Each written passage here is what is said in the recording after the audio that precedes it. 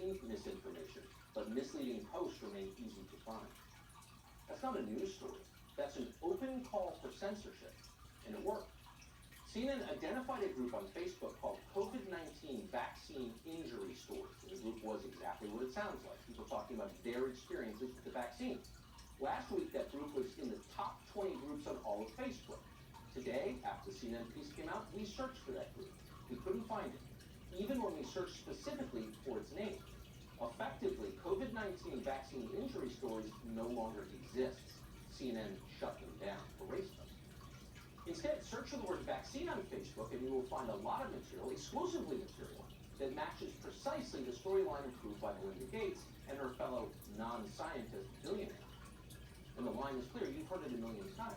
The COVID vaccine is morally good, period. Don't dare say anything else. So if your neighbor drops dead after getting the shot, keep it to yourself. Facts like that are not allowed on Facebook, nor on Twitter. They've got the same policy.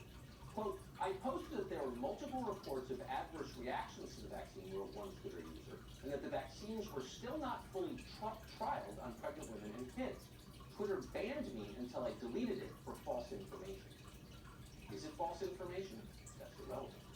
According to another user, quote, Twitter suspended me for saying that vaccines have known side effects, end quote, which of course they do. Physicians who develop vaccines concede that, but at the moment, you are not allowed to say it. Facebook has long led the way in this kind of censorship. Last year, the company prohibited users from buying any advertisement that might discourage people from taking the vaccine, or that might portray the new vaccines as, quote, unsafe or ineffective.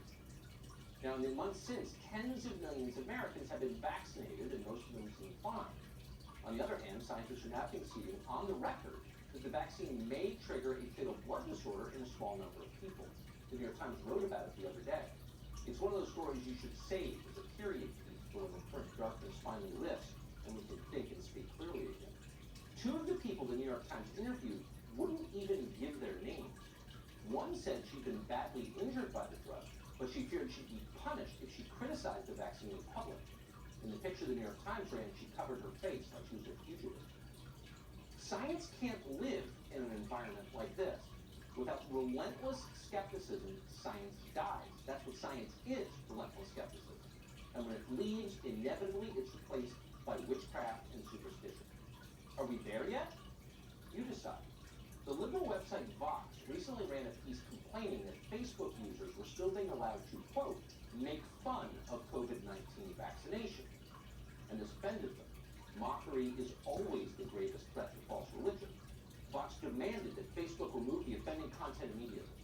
As an example, Vox highlighted this image, which they noted with alarm, had already been shared more than 100,000 times on Facebook, and this infuriated them.